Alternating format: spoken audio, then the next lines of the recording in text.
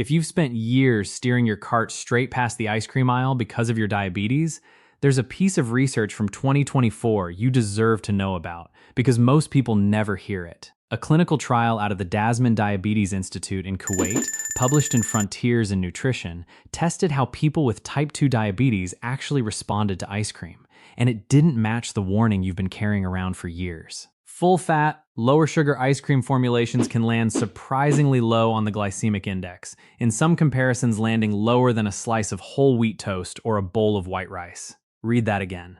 The dessert you gave up the day you were diagnosed can raise your blood sugar more gently than the bread you had this morning, depending entirely on which ice cream you're talking about. But here's the honest part I need to give you too, because I see this pattern constantly. After giving up ice cream, most people didn't stop eating frozen treats. They just switched to what felt safer. Frozen yogurt, sugar-free pints with a reassuring diabetic-friendly label, low-fat and light versions their doctor never specifically approved, but that felt like the responsible choice. And several of those substitutes are quietly doing more damage to your blood sugar than the ice cream you gave up in the first place. So today, 5 ice creams you can safely bring back into your freezer and 3 products marketed as safe that are working against you. Stick with me for number 5 on the good list. It costs under $2 a serving and outperforms every premium brand on this list. And stay through to warning number 1, because there's a real chance it's sitting in your freezer right now. Quick question before we start. How many years has it been since you had a real bowl of ice cream without any guilt attached? Drop the number in the comments. And if this is useful to you, subscribe. Think of it as staying in touch with someone who actually reads the research so you don't have to. And I get why this surprises people. For most of the last few decades, dessert and diabetes management were treated as flat opposites. You managed one by eliminating the other, full stop, no nuance offered. Nobody sat down and explained that ice cream isn't a single food with one fixed effect on your blood sugar any more than bread is. The fat content, the sugar content, the protein, even the temperature at which you eat it, all change the outcome. That's the piece missing from the blanket warning you were given at diagnosis. Now let's get into the science that changes the whole picture. Here's what almost never gets explained. Ice cream itself was never really the enemy of your blood sugar. The specific kind you're eating is. And that difference comes down to 3 natural slowdowns working inside a single spoonful. When you eat real, full-fat ice cream, the fat itself slows down how quickly your stomach empties its contents into your small intestine. That's slowdown 1. The dairy protein triggers a hormone called GLP-1, the same hormone that medications like Ozempic are built to mimic. Slowdown 2. And the cold temperature forces your stomach to warm the food before real digestion can even begin. Slowdown 3. 3 built-in breaks, all working together on every bite. The Dasman trial I mentioned tested real type 2 diabetes patients eating different ice cream formulations and tracked their actual glucose response afterward, and the gap between products wasn't small. It was dramatic. These 3 breaks genuinely work, but only when the specific product still has them intact. Every one of the 5 choices coming up keeps at least one of those 3 breaks fully working. That's exactly why they earn a spot back in your freezer. And just as important, every one of the 3 warnings later in this video earns its spot for the opposite reason. Somewhere along the way, one or more of those breaks has been quietly engineered out of the product, even while the packaging tells you it's the safer option. Choice number 1, and I want you to try this one first because it's the gentlest on your blood sugar and the simplest to make. Cottage, cheese, ice cream. I already know what you're picturing, and I promise it's better than it sounds. Blend full-fat cottage cheese until it's completely smooth, freeze it, and the texture comes out remarkably close to soft serve. Here's the part that matters. A half-cup serving delivers around 14 grams of protein, roughly triple what you'd get from a typical scoop of regular ice cream. That protein load leans hard on the GLP-1 response, nearly doubling how long food sits in your stomach, so glucose trickles into your bloodstream slowly instead of flooding in. There's also something specific to this stage of life worth knowing. After 60, your body naturally starts losing muscle mass, a process doctors call sarcopenia, and every extra gram of protein you get in helps slow that decline. So this isn't only about your blood sugar. It's protecting your strength and your balance too. The recipe: 1 cup of full-fat cottage cheese. Full fat matters here. The fat is doing real work. 1 tablespoon of allulose or erythritol, 1 teaspoon of vanilla extract, and a handful of frozen berries if you'd like. Blend until silky, freeze 2 to 3 hours, stir, and eat.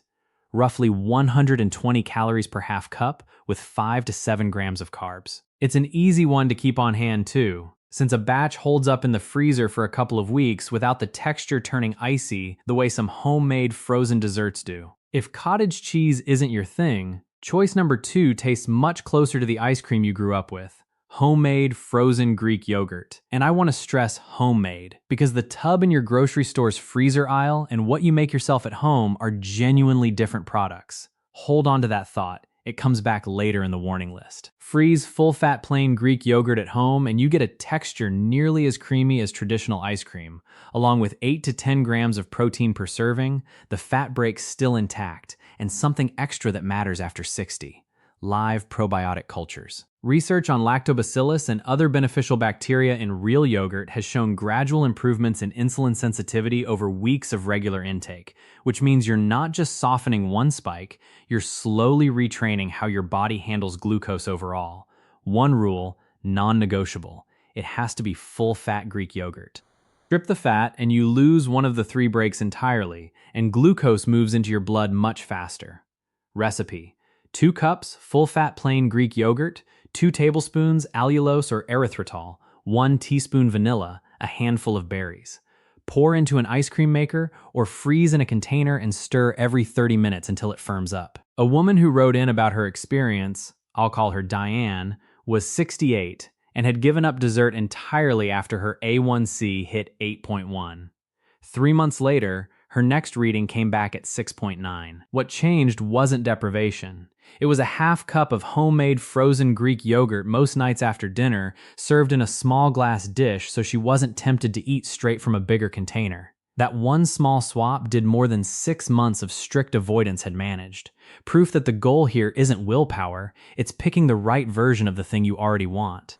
If you don't have the energy to blend and freeze anything, choice number 3 is a genuine grab from the carton option, and it's now sitting on shelves in almost every major supermarket. Ice cream sweetened with erythritol and stevia. Both of these have a glycemic index at or near 0. Erythritol passes through your body largely unchanged without ever converting to glucose, and stevia, a plant leaf extract used as a sweetener for centuries, doesn't trigger a meaningful insulin response either. 2 brands worth knowing. Halo Top, particularly the Golden Blondie and Vanilla Bean flavors, running around 21 grams of carbs per 2/3 cup and widely available at Walmart, Target, and Costco. And the Enlightened Keto line, which comes in around 1 gram of net carbs per serving for the tightest control, built on a coconut milk base if dairy doesn't agree with you. When you check the label, erythritol and stevia leaf extract near the top of the ingredient list is your green light.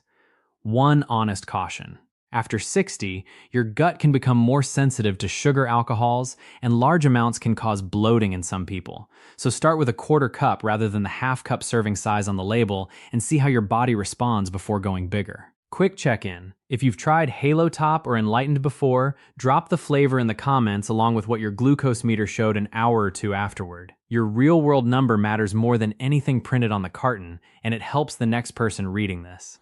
Choice number 4 is the one with genuinely new science behind it: ice cream sweetened with allulose. In late 2024, a meta-analysis published in the journal Metabolism Open pulled together 6 clinical trials covering 126 people with type 2 diabetes, and the conclusion is worth sitting with. Allulose didn't just sit neutral on blood sugar the way erythritol does. It measurably reduced the total area under the glucose curve after eating and cut down the time patients spent above their target range. In plain terms, most sweeteners on this list are passengers. They simply don't add to the problem. Allulose looks more like an active 4th brake, one that seems to help pull glucose down rather than just staying out of the way. 2 brands worth knowing by name: Rebel Ice Cream, built on a full-fat heavy cream base with 0 added sugar, where people tracking their response with continuous glucose monitors have reported unusually modest post-serving rises. And Nix, a Swedish-style line blending allulose, erythritol, and stevia, with a flavor profile that leans closer to traditional ice cream than most of this category. Both are turning up at Whole Foods, Sprouts, and Kroger, and slowly at Walmart and Target. Full disclosure on cost: these run $6 to $7 a pint, more than Halo Top. So this is the pick for someone who wants the best blood sugar outcome from a store-bought product and doesn't mind paying a bit more for it. It's also worth mentioning that allulose is still a relatively new ingredient on shelves, so availability can be spotty depending on where you live. If your local store doesn't carry it yet, most of these brands ship directly. All 4 of those choices are genuinely solid. But choice number 5, the one I promised at the very start, won't be sitting in any supermarket freezer case, and it costs less than anything else on this list. It's a frozen banana, transformed into something that outperforms every commercial product just mentioned, at any price point. I know how that sounds, so let's walk through why it works. A fresh banana sits around a glycemic index of 51. Not terrible, but not where you want to be either. Here's the part almost nobody explains. Once you freeze that banana and let it thaw, a process called starch retrogradation reshapes some of its starch into what's called resistant starch, which, true to its name, resists being broken down into glucose and passes through your digestive system largely untouched. Research referenced by Johns Hopkins Diabetes, Patient Materials, and Agricultural Extension work out of Clemson University both point the same direction. Resistant starch supports insulin sensitivity and meaningfully blunts the blood sugar response after eating. Here's the 4-ingredient version worth writing down. 1 ripe banana, sliced into coins and frozen for at least 4 hours to trigger that resistant starch conversion. 2 tablespoons of natural peanut butter with no added sugar, which leans on GLP-1 and adds satisfying fat. Half a teaspoon of true Ceylon cinnamon, which appears to support how glucose transporters move sugar out of the bloodstream. And 1 tablespoon of unsweetened cocoa powder. The epicatechin compounds in cocoa are linked to support for the pancreatic beta cells that produce insulin. Blend everything in a food processor or strong blender until smooth, and you get a texture nearly indistinguishable from soft serve, with every bit of sweetness coming from the banana itself. No added sugar at all. Under $2 a serving, no sugar alcohols to upset your stomach, and it's real food from your own kitchen. One caution worth repeating for every item on this list. Everybody's response differs, so the first time you try something new, check your glucose meter 1 to 2 hours afterward, especially if your A1C runs above 8.0 or you're on insulin. Your own meter tells you more than anything on this list ever could. One more note on the banana blend specifically. The riper the banana before you freeze it, the sweeter the final result, but also the higher the natural sugar content. So a banana that's just turned fully yellow with a few brown spots tends to be the better middle ground between sweetness and blood sugar impact than one that's gone deep brown and very soft. Now, before you head to the store, 3 products dressed up as diabetic-friendly that deserve a much closer look, and one of them may already be sitting in your freezer. Warning number 3, and this one runs against everything you were taught for decades: low-fat, fat-free, and light ice cream. For years, the message was that fat was the villain, so reaching for the fat-free tub made perfect sense at the time. But here's the part the industry rarely mentions. Strip the fat out of ice cream and it loses its richness, so manufacturers add sugar back in to keep it palatable. More sugar goes in, and the one brake that was slowing everything down disappears with the fat. The result tends to be a sharper, faster blood sugar rise than the full-fat version you were avoiding. Aggregated data from people tracking their response with continuous glucose monitors has pointed the same direction.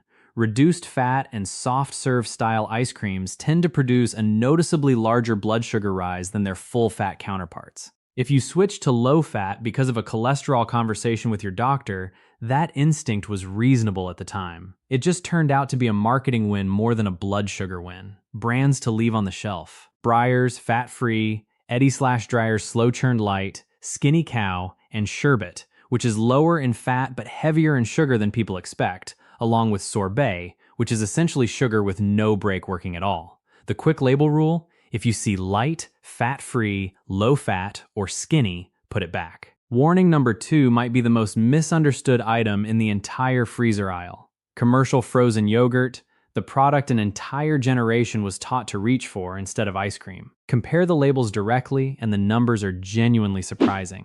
A half cup of a well-known Responsible Choice frozen yogurt brand can carry around 21 grams of sugar, while a half cup of a premium full-fat vanilla ice cream sits close to 20. The frozen yogurt often has as much or more sugar than the ice cream it was meant to replace. And because it's also lower in fat, there's no brake slowing that sugar down. It hits your bloodstream faster and harder, wrapped in a health-conscious label. And if you've ever walked into one of the self-serve frozen yogurt shops with the swirl machines and topping bars, a medium cup loaded with granola, sauce, and sprinkles can carry 60 to 80 grams of sugar in one sitting, among the highest glycemic loads you'll find anywhere in a food store. To be clear, this is a completely different food from the homemade version described earlier. What you freeze yourself at home with full-fat Greek yogurt behaves nothing like what comes out of a commercial machine or a supermarket carton. Chains and brands worth being cautious around. The self-serve shop category broadly, national frozen yogurt pint brands, and most light dairy case frozen yogurt lines. The pattern to watch for isn't the word yogurt itself. Real, full-fat, unsweetened yogurt is genuinely useful, as choice number 2 showed you. It's the combination of low-fat and added sugar that makes commercial frozen yogurt behave more like a sugar delivery system than a dessert, no matter how the marketing frames it. Warning number 1, the one wearing the label that looks safest of all. Sugar-free ice cream sweetened with maltitol. This is the real Trojan horse on this list. Sugar-free printed proudly across the carton, marketed directly at anyone managing diabetes. But buried in the ingredient list is something that behaves almost like regular sugar. Maltitol carries a glycemic index between 35 in powder form and 52 in syrup form, with an insulin index around 27. Dramatically higher than erythritol, which barely registers on either scale. And there's a cruel multiplier effect. Because the carton says sugar-free, people tend to eat a much larger serving than they normally would, so the real-world glucose impact can end up worse than if they'd just eaten regular ice cream in a sensible portion. There's an added risk after 60 worth flagging directly. Maltitol can act as a laxative in larger amounts, causing bloating, diarrhea, and dehydration in an older body tends to concentrate the glucose already circulating, making any spike sharper than it would otherwise be. Someone who wrote in about this, I'll call him Robert, was 71 and had an A1C of 7.4, despite insisting he hadn't touched sugar in 6 months. He'd kept every nutrition label since his diagnosis out of habit and pulled one out. A no-sugar added ice cream he ate 2 to 3 times a week, with maltitol sitting third on the ingredient list. He swapped it for an erythritol and stevia option instead, and 3 months later his A1C had dropped to 6.6. What stuck with me was what he said afterward, that he'd done everything he thought he was supposed to do, but nobody had told him this one specific piece of the picture. The 5-second label rule. Scan the first 3 ingredients, and if you see maltitol, maltitol syrup, or sorbitol, put it back. You don't need to read any further. It's worth noting this isn't true of every sugar alcohol. Erythritol, the one showing up in choices 3 and 4 earlier, behaves very differently in the body than maltitol does. So the goal here isn't to fear every unfamiliar ingredient name, just to know which specific ones are doing the damage. So here's the whole thing distilled into one simple rule you can actually live by. Ice cream was never the real enemy. The specific kind was, and that distinction is where the truth has been hiding this entire time. You now have 5 genuinely safe choices to bring back into your freezer, and 3 traps to recognize the next time a label tries to convince you otherwise. 4 specific actions to take starting tonight. Call it your after 60 ice cream protocol. 1. Open your freezer right now, pick up anything marked sugar-free, and check the first 3 ingredients. If maltitol is there, it goes. 2. The timing rule. Only eat ice cream after a dinner with at least 20 grams of protein and some real fat. Never on an empty stomach and never between meals. 3. Portion discipline. Scoop a half cup into a small bowl and put the carton straight back in the freezer. Never eat straight from the container. 4. Track your own data. Check your glucometer 1 to 2 hours after trying anything new, since your own numbers matter more than anything printed on a label or said in a video like this one. Of the 8 ice creams covered today, which one is already in your freezer? Which one will you try this week, and which one is getting thrown out tonight? Drop it in the comments. And if someone you care about gave up dessert entirely the day they were diagnosed, send this to them. They deserve to know the fuller picture too, and they deserve to hear it from someone other than a warning label that never explained itself. This video is for general education, not medical advice. Please don't change your insulin, metformin, or any diabetes medication based on anything covered here. Any change to your prescriptions should go through your own doctor, who knows your full history. If you've spent years treating dessert as something you had to give up entirely, this is your permission to look at it differently. Not as a free-for-all, but as a category with real safe choices inside it once you know what to look for. Subscribe if this was useful, and I'll see you in the next one.